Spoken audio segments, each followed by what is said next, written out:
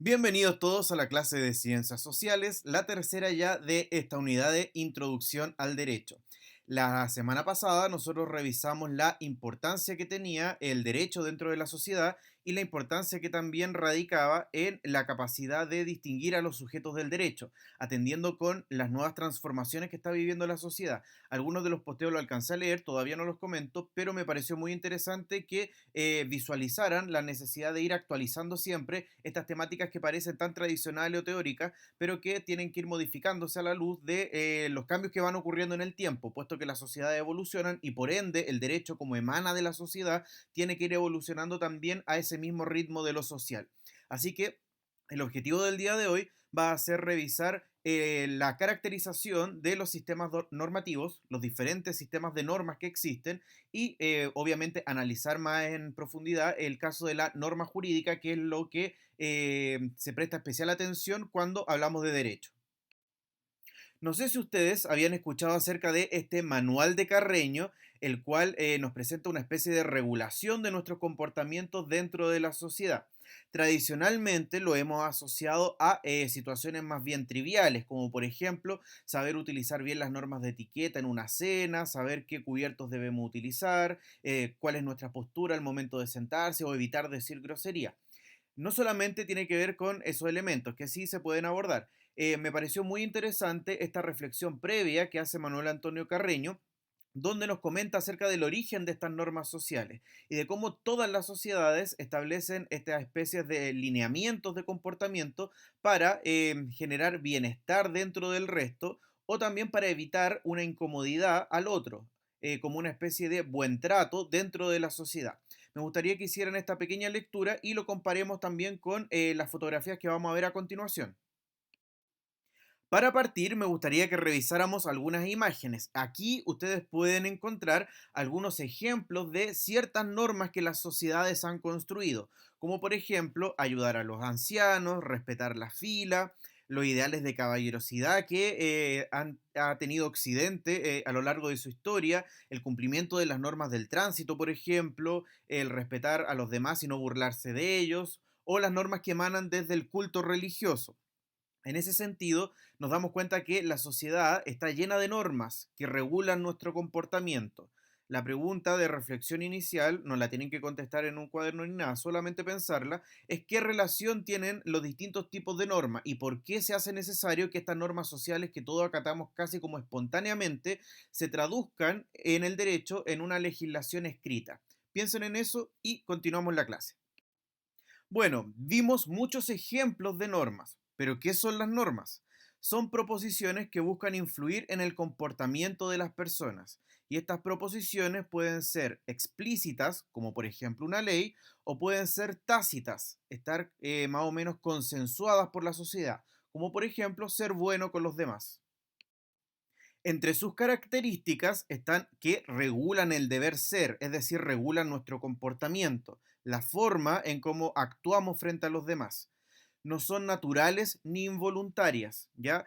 Eso le da un carácter humano, le da un carácter racional a ese comportamiento. Es una especie de autorregulación o regulación de la propia sociedad. Están relacionadas generalmente con un valor, puesto que buscan algo bueno, por lo general, y su incumplimiento puede recibir una sanción. Y entendemos sanción no solamente como un castigo legal, como ir a la cárcel, sino que a veces también puede ser una sanción tácita, una sanción de carácter social.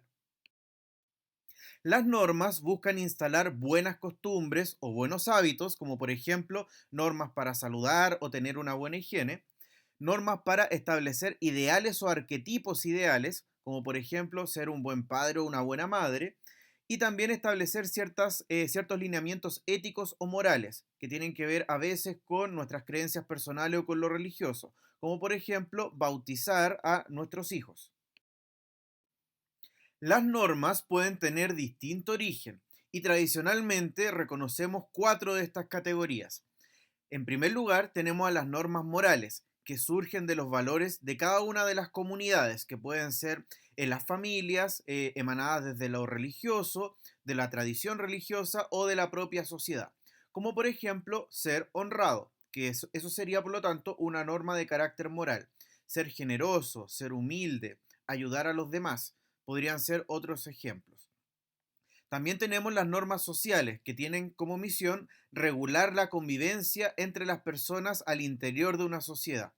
Esto tiene que ver ya no con elementos de la moralidad, sino que tiene que ver con normas más prácticas de convivencia entre las personas, como por ejemplo mantener un buen aseo e higiene personal, y que de no cumplirlo se puede establecer una sanción social, que puede ser, por ejemplo, alejar a la persona, no incluirla, no integrarla, etcétera.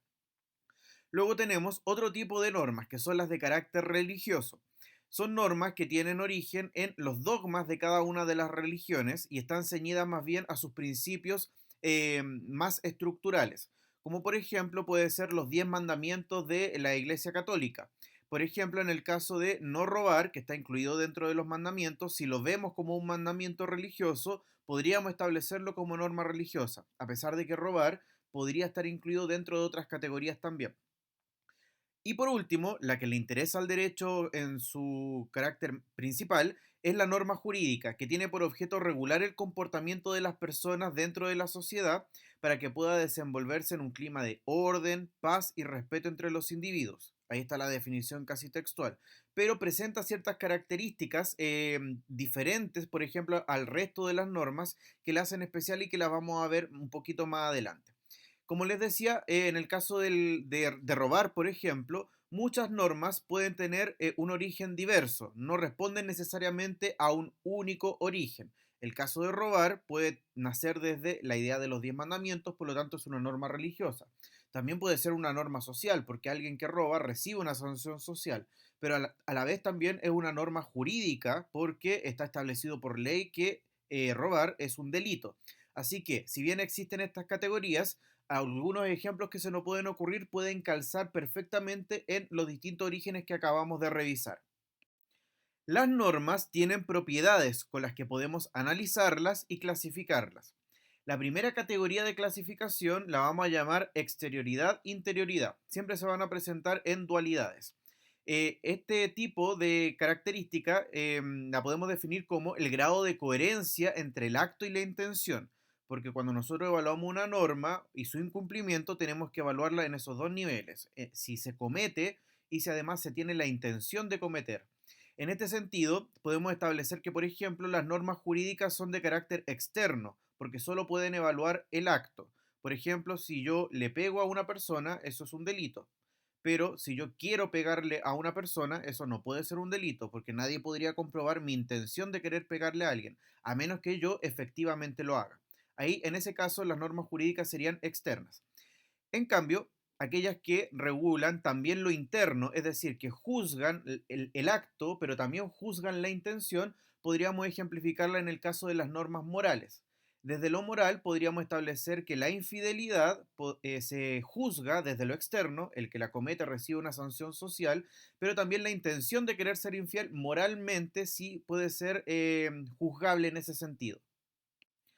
La segunda propiedad corresponde a la autonomía o heteronomía.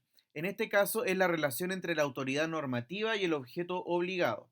Algunas normas pueden ser heterónomas porque tenemos en este caso una autoridad que obliga y alguien que debe obedecer. En ese caso, la norma sería heterónoma, como por ejemplo las leyes. En este caso, el Estado obliga, los sujetos obedecen. Si la autoridad normativa es la misma persona que el sujeto obligado, entonces estamos ante una norma de carácter autónoma. Por ejemplo, las normas morales son autónomas porque yo mismo me las autoimpongo. Yo pretendo ser una buena persona, por lo tanto me autojuzgo y guío mis actos en función de esa autopercepción. Bien, una tercera categoría de análisis es la unilateralidad o la bilateralidad. En este caso, se evalúa la presencia de sujetos que puedan exigir el cumplimiento de la norma.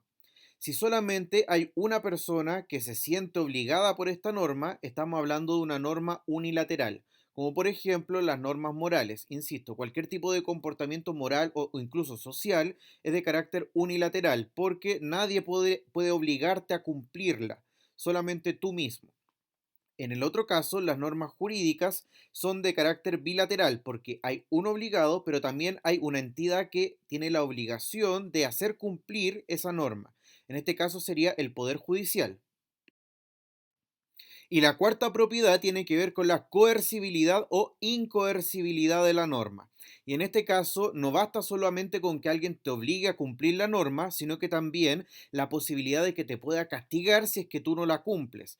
En este caso, una norma se transforma en coercible cuando se aplica un castigo concreto. Las normas jurídicas, por ejemplo, cuando uno no cumple una ley, uno recibe un castigo que puede ser una multa, puede ser la cárcel, en algunas legislaciones hasta la pena de muerte. Y la norma es incoercible cuando no existe esa capacidad de establecer un castigo por el no cumplimiento de la norma. Revisemos algunos ejemplos para que quede más claro. En este caso podríamos partir con las normas morales. Un ejemplo sería ayudar a los adultos mayores. Ese ejemplo cumple con cuatro características.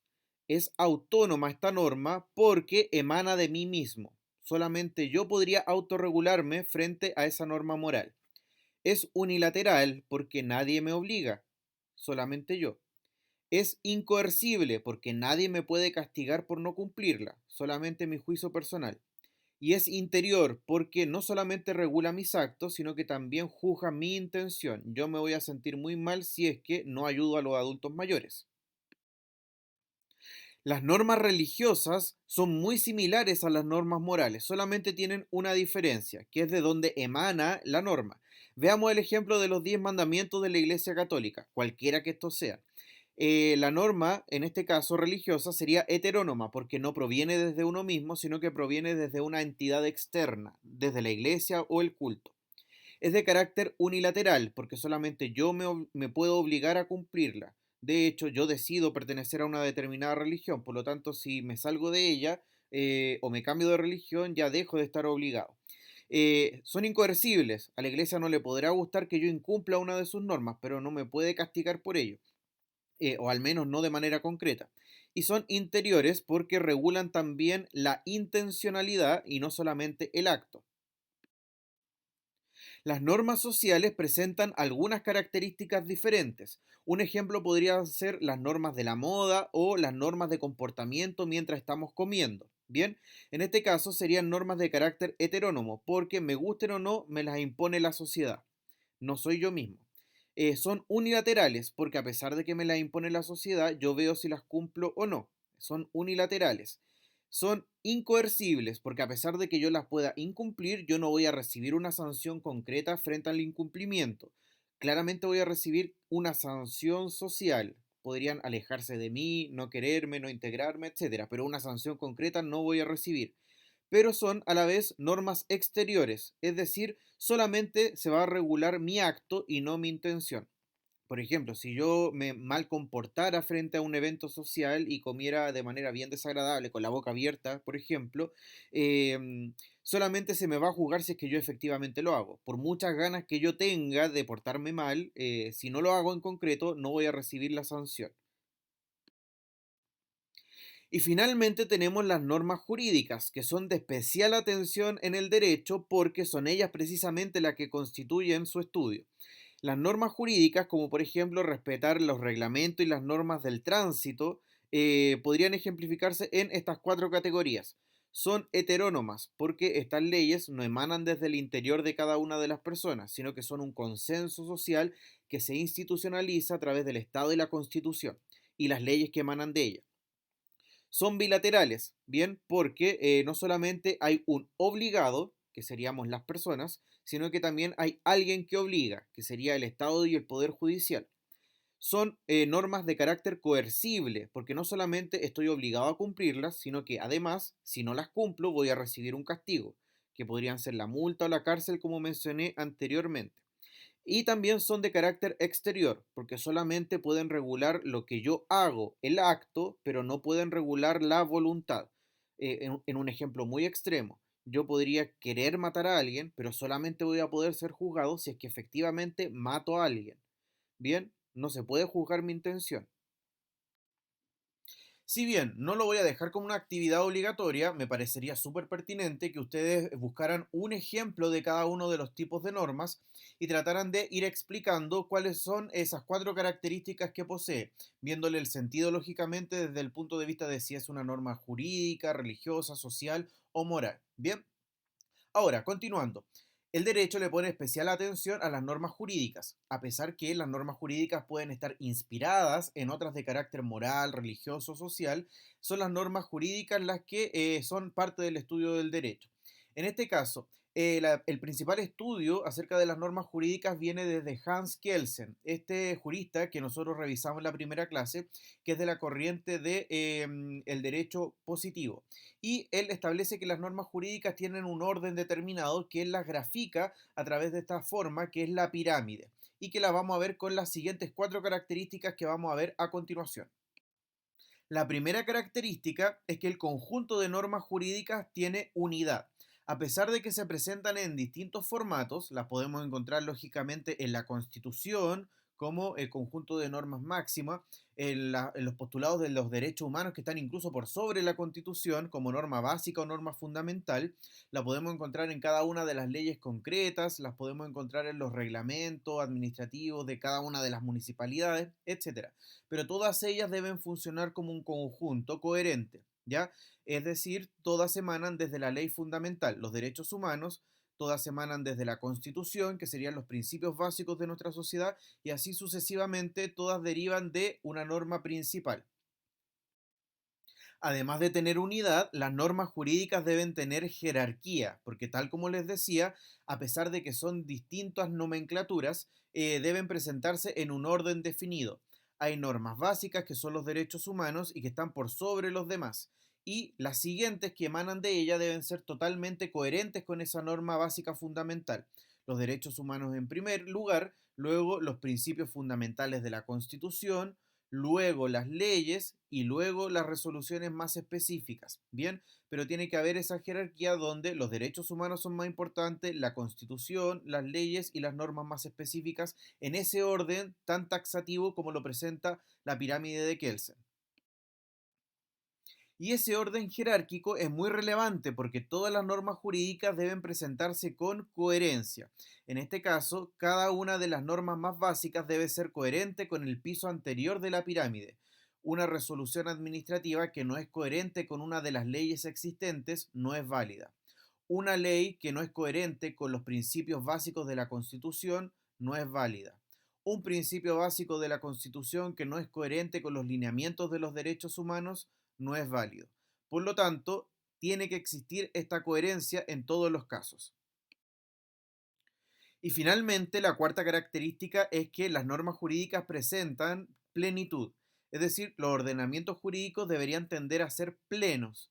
Todas las situaciones deberían poder resolverse o buscar una solución dentro del ordenamiento jurídico. Bien, en ese sentido, la búsqueda de la resolución de los conflictos en todos los casos no debería presentarse fuera de las leyes, porque si no nos transformaríamos en una sociedad que busca la justicia por sus propias manos. Entonces, ¿para qué están las leyes? Así que todo ordenamiento jurídico debe tender a cubrir todos los casos. A continuación, les quiero dejar dos lecturas bien cortitas acerca de la importancia de las normas dentro de la sociedad. La primera se llama Normas de Convivencia Social y son textos extraídos desde el Manual de Educación Cívica de la Biblioteca Nacional. Así que me gustaría que hicieran esta breve lectura para que contextualizáramos la importancia a través de la historia que han tenido las normas y la relación con la configuración de las normas en la actualidad. Este otro documento, llamado La moral y las normas de trato social, aborda claramente las normas morales y las normas sociales, pero en relación a cómo influyen o no influyen en las normas jurídicas de las sociedades más modernas. Así que hagan la lectura de estos dos documentos y responden las preguntas que vienen a continuación.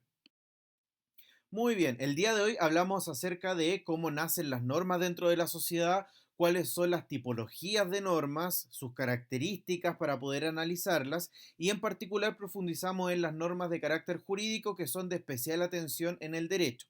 Ahora bien, me gustaría que reflexionaran en torno a las siguientes preguntas. ¿Por qué las normas son necesarias dentro de una sociedad a partir de lo que vimos en clase? Y también, a partir de las lecturas, ¿las normas jurídicas son independientes del resto de las normas? Busca ejemplos que demuestren tu postura. Ahí pueden argumentar con las lecturas y sus visiones personales. Bien, estas respuestas no es necesario que las posteen la plataforma de Google Classroom. No les voy a dar décima en esta ocasión porque vamos a estar muy cerca de la prueba y no las voy a alcanzar a leer. pero además teníamos otras actividades previas, así que décimas acumuladas ya deberían tener. Así que con eso le damos cierre a la clase del día de hoy. Espero que estudien y quedo atento a si tienen alguna duda al respecto. Que estén muy bien. Chao.